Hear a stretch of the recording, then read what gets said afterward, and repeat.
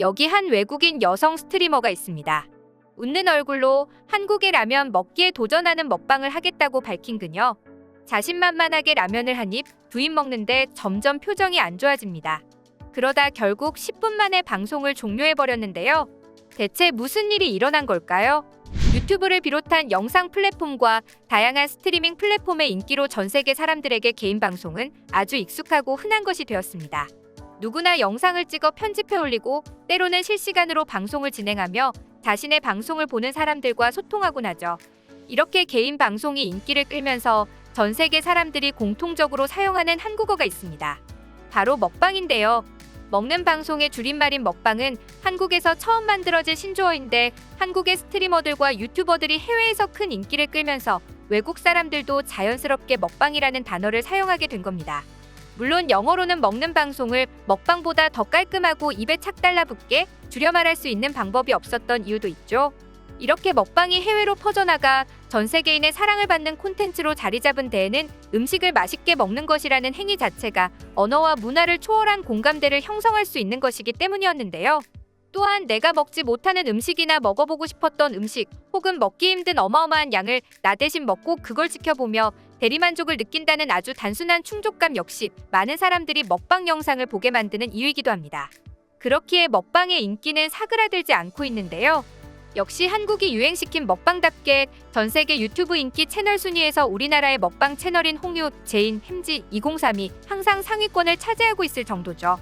또한 이런 우리나라의 인기 먹방 채널들이 보여주는 먹방 방식이 해외에서 먹방을 하는 유튜버들에게도 하나의 공식처럼 자리 잡고 있습니다. 이렇게 우리나라의 먹방이 인기를 끌면서 덩달아 해외 사람들에게 인기를 끄는 것이 있는데요. 바로 불닭볶음면입니다.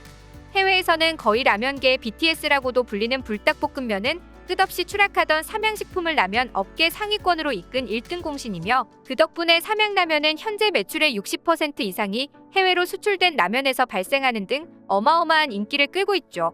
이런 불닭볶음면은 삼양식품의 CEO인 김정수 사장이 생각해냈다는데요. 2011년 고등학생인 딸과 함께 명동에 갔다가 매운 찜닭 맛집에서 아이디어를 얻었다고 합니다. 땀을 뻘뻘 흘리면서도 맛있게 먹고 있는 손님들을 보며 라면에도 저렇게 강렬하면서도 중독성 있는 매운맛을 적용해보자는 생각을 떠올리고 레시피 개발을 하기 시작했다고 하죠. 그리고 2011년 말 시제품이 출시되었지만 그땐 해외는 물론 국내에서도 반응이 좋지 않았습니다.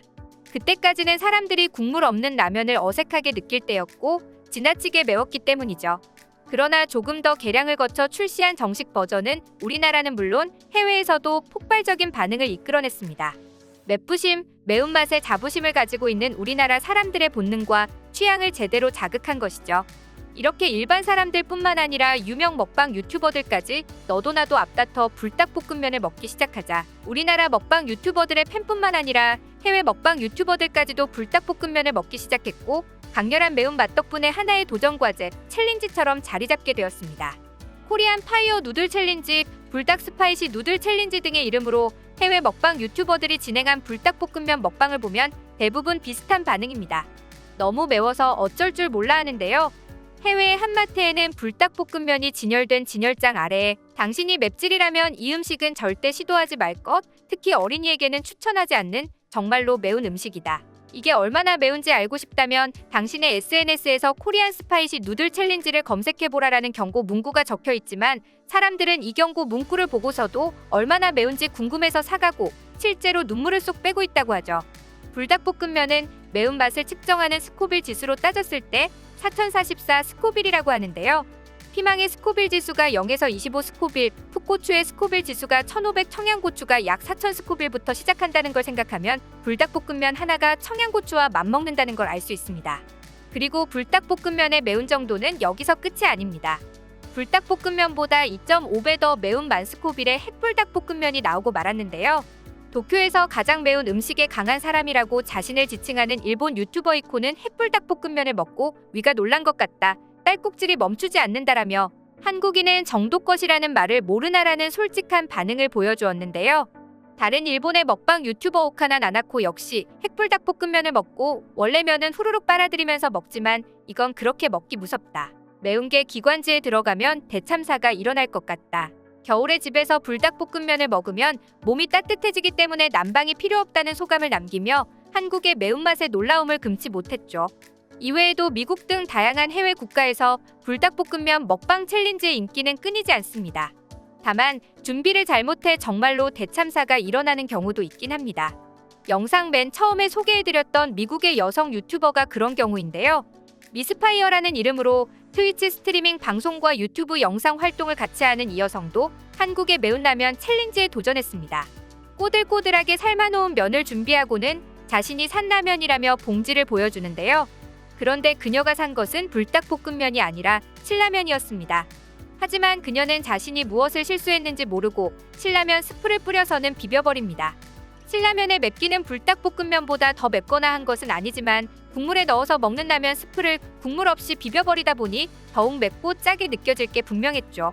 결국 그녀는 10분 만에 눈물을 글썽이며 챌린지를 포기하고 방송을 종료해버리고 말았죠. 이렇게 해프닝도 있지만 해외에서 이렇게 불닭볶음면을 비롯한 한국의 매운 라면 챌린지가 유행하는 이유는 유튜버들의 감상에서 찾아볼 수 있는데요.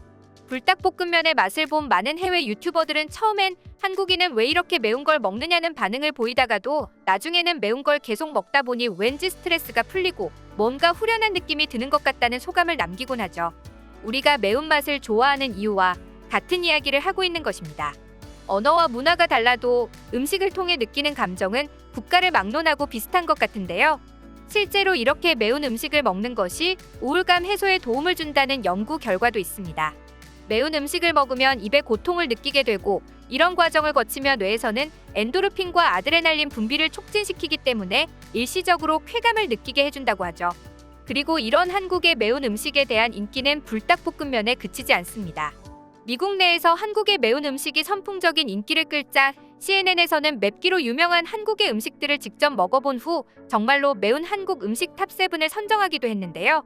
홍초 불닭, 엽기 떡볶이, 무교동 낙지볶음, 신길동 매운 짬뽕, 일명 디진다 돈가스로 알려진 온누리의 매운 돈가스 등의 가게가 순위에 올랐고 이는 팬데믹으로 인한 여행 제한이 풀린 지금 미국 내에서 재조명되며 그간 불닭볶음면 챌린지 먹방을 보며 한국의 매운 음식에 대한 기대감을 높인 미국 여행객들에게 한국에 오면 한 번쯤 들러봐야 할 곳이라 불리기도 합니다. 먹으면서 고통을 느낄 때도 있지만 다 먹고 나면 뿌듯함 뿐 아니라 속 시원하게 스트레스까지 해소되는 느낌도 들게 하는 한국의 매운맛. 이런 매운맛이 전 세계로 알려지고 매운맛에 익숙하지 않은 외국 사람들 역시 한국의 매운 음식을 먹으며 비슷한 감정을 느끼는 걸 보면 역시 음식이 주는 즐거움은 인종과 국가 등 모든 것을 초월하는 것 같은데요. 이렇게 많은 사람들에게 즐거움을 주는 음식의 선봉에 한국의 불닭볶음면과 매운 음식이 있다고 생각하니 자랑스러운 기분마저 듭니다. 앞으로도 더 많은 한국의 다양한 음식들이 전 세계 사람들의 입맛을 사로잡기를 기대하며 오늘 영상은 여기서 마치겠습니다.